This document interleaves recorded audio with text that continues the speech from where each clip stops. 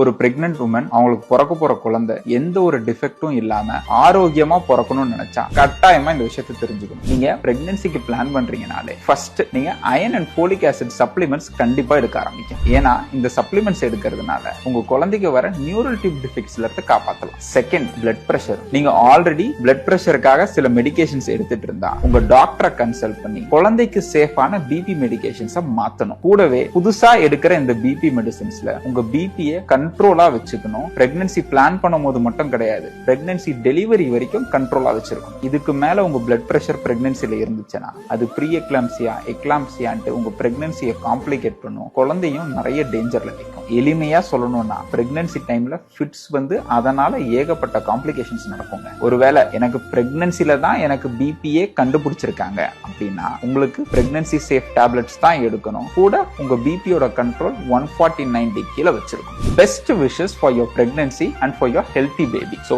இந்த வீடியோவை ஒரு பிரெக்னெண்டா இருக்கிறவங்களுக்கும் ஏன் பிரெக்னன்சி பிளான் பண்றவங்களுக்கு கூட கண்டிப்பா ஷேர் பண்ணுங்க.